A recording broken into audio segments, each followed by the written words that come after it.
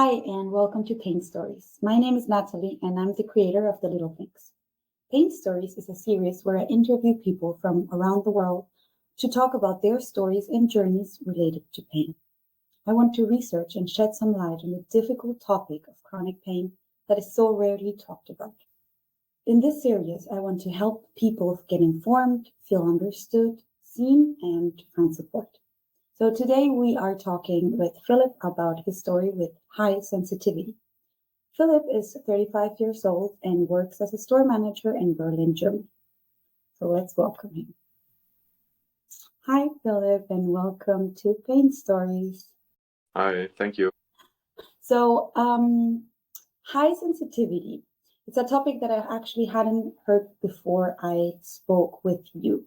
So I wanted to ask you if you can explain a little bit what high sensitivity and hypersensitivity is and how it manifests. Yes, sure. Thank you for the opportunity. So, high sensitivity or hypersensitivity is actually that your senses work more, let's say, or are more active to surroundings, to anything. Like it's like you hear more, you see more detailed orientated maybe also, and which is important is that it feels like you cannot control it. So all the impulses that you are surrounded by get filtered through your system, to your nerves, to your brain.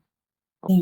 And like normal people in quotation marks, they Yeah. don't have this. They have a filter. So for example, somebody's talking, and there's music in the background. So the music's actually in the background, and they only hear somebody talking. But for me, Yeah. it's the music in the background is the same volume as the person that I'm talking to, for example. Mhm. And yeah, this is what defines high sensitivity or hypersensitivity, that you are actually more aware of your surroundings. And it's also not only like from your senses, it can also be from emotions. So for example, a lot of people also struggle with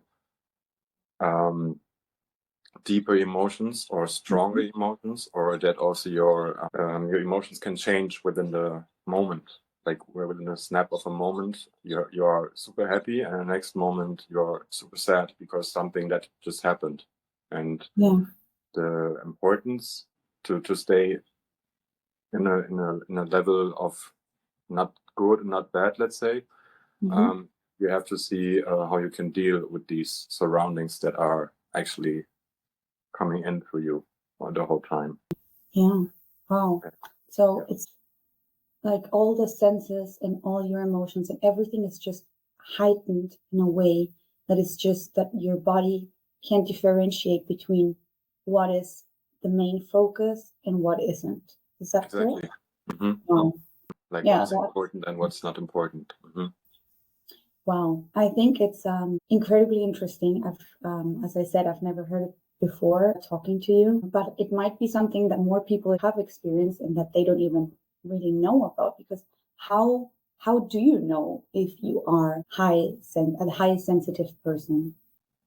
Yeah, this is actually the problem, let's say, because most people that are like this probably don't even know, or they sense that they are different, or that they recognize the world around them different or in a more deeper way. And this is also the tough part, let's say, for a lot of people, because at some point they realize that not everybody is the same and not everybody is sensing the world in this way or the surroundings, and they have problems to deal with this. So that was also for me sometimes hard, because yes, like I said, emotions were stronger, or I had things in detail that other people didn't see or didn't recognize, and that can go also on your mentally. It can work on you mentally, because like I say, the emotions that are maybe not that nice, they can get so strong that some people come into depressions and Yeah. hard times to deal with this. And for me, I found out that I'm really hypersensitive or high sensitive when I had my burnout and had to go through a therapy to speak to a psychologist. There I was told that I'm actually high sensitive or even hyper. Yeah. So can you tell us a bit more about that, your journey and your story with high sensitivity? Sure. So I would say first recognizing this was in my childhood. And I guess I told you also on the phone that my mom had a nice way of explaining how I am to other people, like that I have a very bright fantasy, or also to me, how to understand. I have a very bright fantasy, and that always felt very good, and I felt understood, even as a child.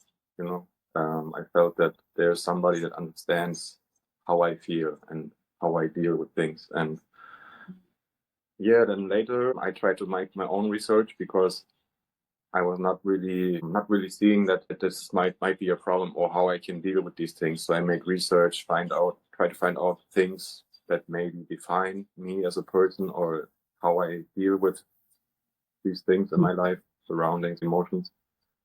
And there I stumbled upon some stuff like indigo children, and this is some kind of form which led me also to the hypersensitive theme. And then I defined myself as this, but like I say, the verification, in quotation marks, I got from this psychologist.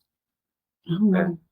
And the thing is also about hypersensitivity or high sensitivity that it's not like depression or ADHD or something. It's not like a disease or something. It's more like a gift. Actually, it's explained like a gift, but the thing is, you need to know how to deal with this gift and how to use it properly in life. Because, like I said, if you don't know how to deal with it, this can also lead to depression and negative things mentally, physically, of course, also. And, Yeah, for sure.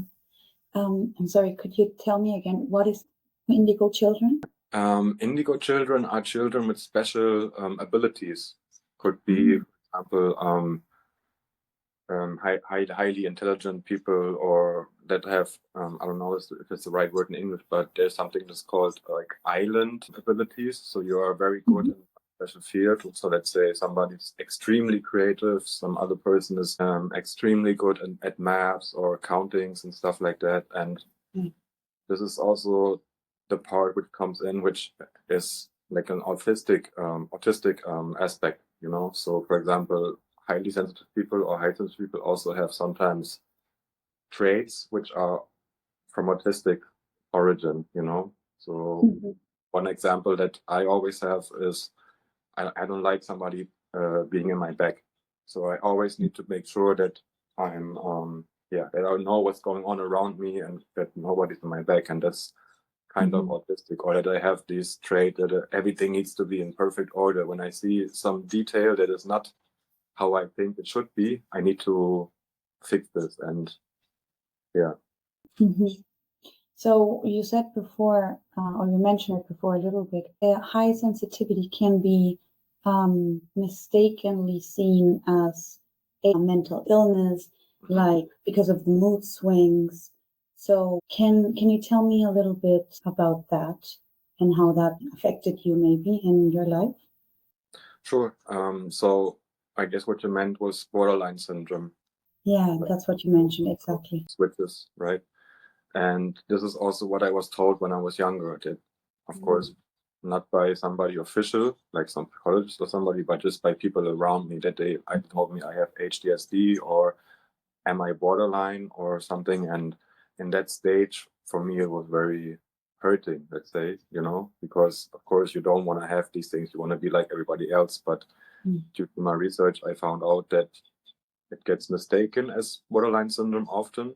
Like a lot of people that get told that they are borderliners when they are actually hypersensitive people. And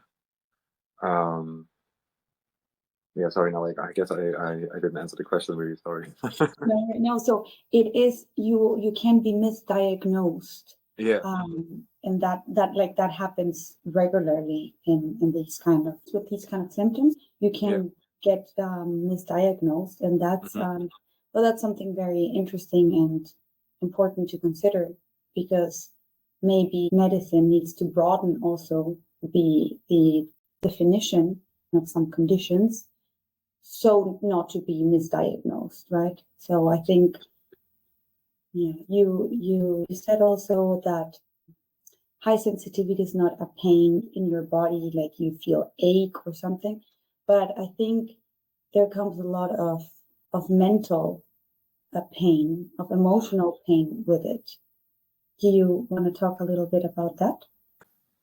Yeah, sure. So it can be, for example, when something frustrating is happening, and depending on in which field it happens, let's say it's a family matter or a lost loved one, let's say, this sometimes can be very extreme to deal with, because it's not that your emotions are, I don't know how to say, they come all in one moment, and sometimes it's hard to say, okay, now I'm calm, I try to deal with this later, or this is not as important as something else that I have to do for work or whatever.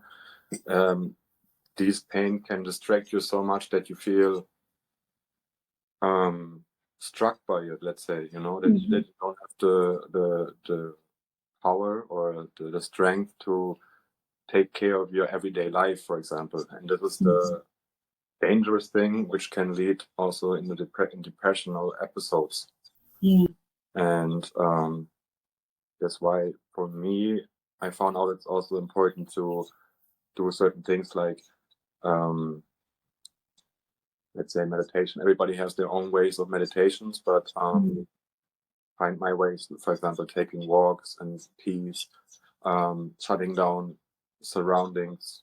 For example, if I have a long day, which is filled with full of impulses due to people around you or work and whatsoever, I need to take a step back and shut everything down. And that can also maybe sometimes takes a few hours to deal with this. And so, yeah, like I say, to stay maintained, you gotta be very careful with how much impulses you can take, so that it is not leading into depressive episodes. Or and the same thing with the positive aspect, right? Like, you can be very euphoric and super, super happy that other people already think like, what's crazy? What's wrong with this guy? Why is he so, like over the top? Yeah, that's why, yeah, like I say, it's sometimes it's tough to keep a balance, to stay maintained. And that also can lead sometimes to people questioning whether you are fully invested with your emotions, let's say in love, or if you're not, because sometimes it's tough to show the emotions that you feel inside or that you sense or think about, show the person, because you think you overwhelm somebody with the emotions, or Yeah, so you become also cautious of how much of that emotion that you're feeling you're showing, because you don't want to overwhelm other people with it. And sometimes the other way around, right? Like, yeah sometimes they question, why is there not more coming? And you really feel a lot of love for somebody, right? Yeah, so it's that finding that balance is it's very complicated. How did you manage to start dealing, like balancing maybe, or like dealing with those symptoms that were so extreme? What helped you? What therapies helped you? You mentioned you had a burnout, and that's when you for sure found out the, let's say, diagnosis in parentheses. So what things helped you to manage to deal? So yeah, definitely meditation. For me, it's mostly, I mean, I tried yoga also, but sometimes I don't have the physical abilities for certain positions, let's say. Of course, I know it's training, but somehow I also found out that I'm more of a person that likes to listen to calming sounds, or there's somebody speaking, or I don't know, how's it called? I guess it's fantasy traveling, that you listen to a story and somebody is telling you a story, and you are traveling there. This is also helping me. When I was young, when I didn't know that yet, that I have this, when I was a child, for example, the only thing that really helped was sleeping and being in total silence.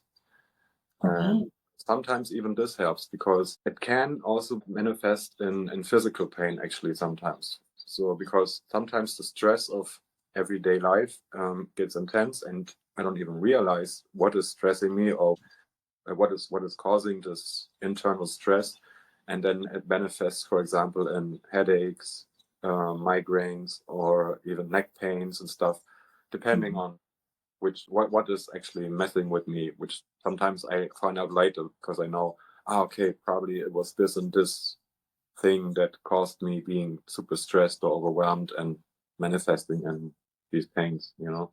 But apart from meditating, definitely I would say if I can be creative. So for example, what helps me a lot is taking photos, painting. When I was small or like a child, I always draw, painted, and yeah, this definitely also helps. And also like having walks, being in nature. And this is, for example, also what I like about these the little things that you started this, because it brought back this what I always knew, that the details, the little things in life also matter.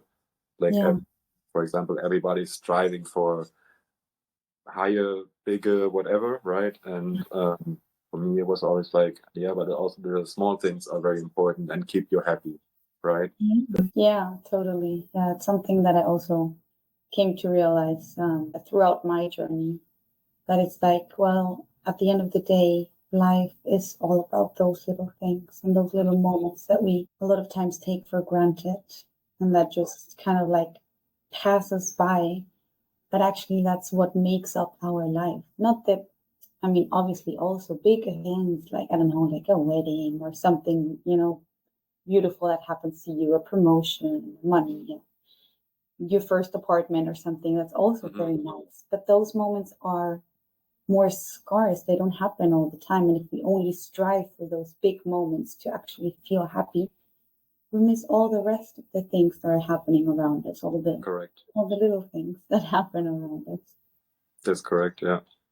I'm curious, why do you think meditation helps with your high or hypersensitivity? Yeah, I would say because you get the moment of total peace, and it's like a setback, the things that distracted you, or the things that you filtered throughout the day, or the impulses that came through the day. Then you have the time to process them and maybe sort out by this is important, this was not that important, and like also like the stage before you go to sleep, right? So I always have still problems to go to bed. It's not that I'm not tired, I'm tired, but still if I'm in bed, I'm still laying there and thoughts running through my mind, and it can be like one day and it's super busy of thoughts, and then sometimes you need to shut that down, and then you find peace. And this is why also the meditation helps before that.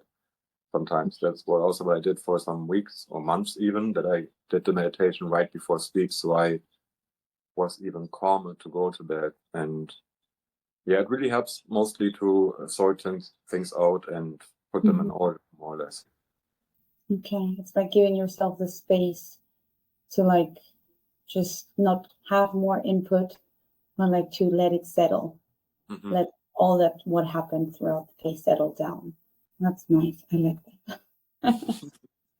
So, did you do any other therapies? Like, did you go to a psychologist to help you deal with these things, or did you just manage to do it on your own with your own tools? In the beginning, the therapy was very helpful, but at some point I decided to not go anymore because I had like the things that could help me, and I'm still very curious to find out more, and or when I recognize something about my behavior, about how I dealt with the situation, that helps me deal with it the next time, because there's a constant reflection going on, or reflecting, this is also like with these filter non-filter impressions, there's a constant reflection process. So yeah, but sometimes I think I should take therapy again, because the positive thing about it is that you have somebody to talk to, maybe comes from a different point of view, or tells you to see things from a different point of view, and that brings in another perspective sometimes, which help also to zoom out, like, out of the situation that you're dealing with, or the situations, because most of the time it's multiple situations and things that you're dealing with, of course, since you are over stimulated. Yeah, I mean, I'm a huge fan of therapy. I think everyone should go to therapy. I think everyone can benefit of therapy. So I'm a real big fan of it. I know I know that a lot of people still have some things that stop them to go to. I think for me it was a lot like, oh, but there are people who are doing worse than I am, and like I'm kind of like managing and so on and so forth. And but I think at the end of the day, anyone and everyone can benefit from it. Most So definitely. that's for sure. Just like you said, just to have someone to give you a different perspective, and like to have that time to just put everything down, what's happening, and then kind of like reorganizing it as well in your head. So Totally. big fan of therapy. Yeah, I think it's the reputation that, of course, like I thought always like, no, I don't need therapy. Only crazy people go to therapy, like that's what I mean with the reputation. But actually it's helpful. And what I also realized that actually the therapist is not doing nothing, more or less. They like I said, only give you certain advices, but it's not like that they are changing something within you. The change comes with time, with the things that you realize with these talks. And it comes from you, like your therapists won't like push an idea on you. They will just like slightly give you some hints so that you kind of like do come to your own conclusions, let's say. Right. Correct. How do people in your life have helped you with your symptoms, with your high sensitivity? Is there something that people, friends, family have done or can do to help you? That's tough to answer because, of course, the people that are not the same, they sometimes don't know how to deal with it because they feel overwhelmed themselves by it. For example, friends that are not like this hypersensitive, they don't understand, for example, why I feel something this extreme, or that I recognize something and they didn't even see it. But on the other hand, which is helpful when there's somebody else that you know that has hypersensitivity or high sensitivity. So, for example, I knew always my mom also has this, of course, because it's something that you get from your parents, like a trait. You can get this. My sister also has a form of high sensitivity, and now the crazy thing is, since I talk about this more, I have a feeling I get to know more people that are actually are hypersensitive people, and like I say, this also helps very much. So from that side, if you know people that has the same symptoms, it's easy because you feel understood for the first time in your life, let's say, maybe even in some cases. But with the non-people, like I say, it's sometimes tough because they can't understand or they can't feel what you feel. So it's abstract for them sometimes also, But I think support is always important, and what I also think is that it's important that high sensitivity gets not put in a box with diseases or mental illness, because it has traits and it can lead into these things. But actually, like I say, it's a gift that you only need to know how to use, because not only you can benefit from it, but also the people around you when you know how to use these traits that you have, right? But unfortunately, our world is not made for people like us. Our world is, let's say, made for people that like put their head down, work, and don't question or don't have like a bigger picture that they see in the world. I don't know. Well, it goes very philosophical now, but I guess you know what I mean. No, I love that. Is there something you wish people knew about high sensitivity that you come across every time that you mention it or talk about it? I wish they would knew that it exists, so that there's more awareness, Yeah, That is important. And I think it's great that you talk about it, that you want to talk about it, because as you say, it has brought you also to meet people who have this, and then you can connect more and be like, okay, I'm not the only one. This is not only happening to me. That loneliness of feeling like, okay, I'm seeing the world completely different than the rest of the people that I'm surrounded with has to be very, very painful and sad. So it's nice when the more you speak about it, the more you make it known, the more people can connect to it and relate to it. And then you don't feel alone or that alone anymore, right? That's correct. Yeah.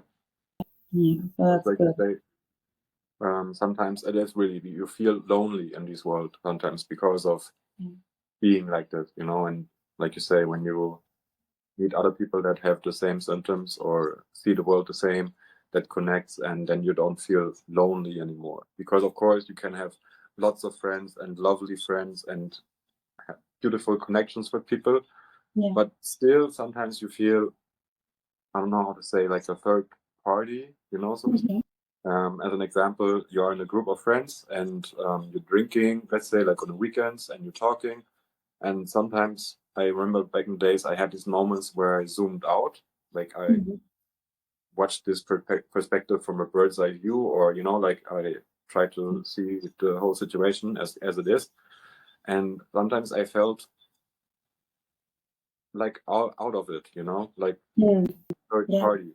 And like I say, if you have people that are the same, then you feel more connected and don't feel out of place anymore in certain situations, or thought processes also, or beliefs of people, Yeah, for sure. I think like finding a sort of community is very enriching and very beautiful. And that's why I also do these pain stories, right? So that people, maybe someone listening to this is like, oh, maybe this is happening to me. Maybe let me chat with Philip and see what he thinks about it, and then creating this community of people who feel more supported in their journey, whatever they're going through.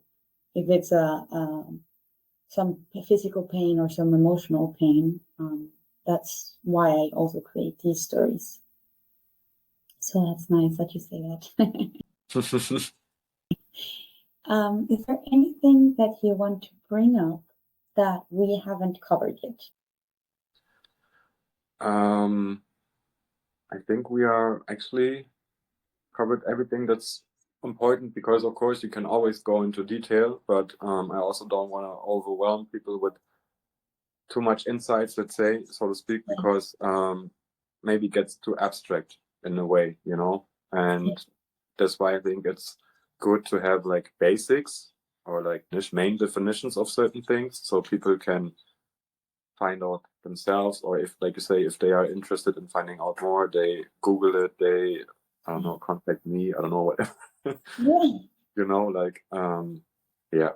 So that's why I think going too much into detail is probably not needed. And I think it probably is also quite hard to explain, right? It's something that you're feeling, something that you're sensing, something that is happening in your mind. And I think it has to be quite difficult to explain, like all the little nuances to people for them to understand. So just like mentioning a bit about it, I think it's already good if anyone is interested in like researching more about the subject. They can find some really nice things on the internet, and that's very cool. So for always to end the interview, I love to ask people what they think that the superpower that this has given you. What do you think is the superpower that high sensitivity has given you? A crazy good intuition that I don't trust sometimes, but yeah, the intuition is very, very, very strong, and the awareness of your surrounding, like of other people's feelings, being empathic as hell, I would say, like super empathic, and sometimes even feeling people's feelings before they feel them themselves. And I Wow. think being highly sensitive or hypersensitive is a superpower as it is, but Yeah. you know how to deal with it and use it for your own good and for other people's good. Yeah.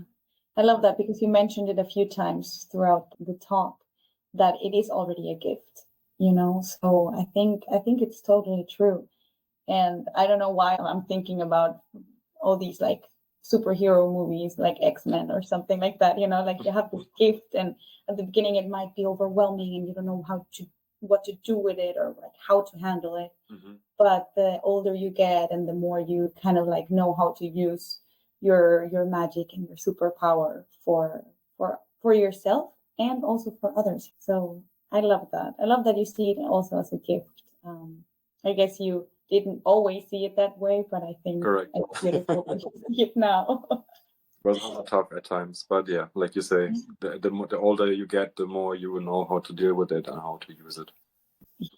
So, Philip, if people want to know more about the subject we already mentioned, they can obviously go on lovely Google or their preferred search engine and look it up. But if maybe someone wants to contact you to talk about it, to know a bit more about your story, how could they reach you? They could reach me over Instagram. I think that Instagram is probably the easiest way to get a first contact with somebody. Yes, that's great. And what's your Instagram? It's Indigo Flaco. Indigo Flaco. Okay, I will put it up here and I will link it down below as well so people know how to find you and if they have more questions about this subject and they find it very interesting. There you have Philip is there for a chat. If people want to contact me or know more about my story or stories of others, they can find me on Instagram at thelittlethings.mindful. And yeah, I mean, I always love to hear comments or people who want to chat with me. And I'm always up for a nice chat about anything, about life. So that's it for now. Thank you so much, Philip, for your time and explaining all of this very interesting topic. I hope you have a lovely rest of the day and Same to you. talk to you soon. Talk to you soon. Thank you. Bye bye.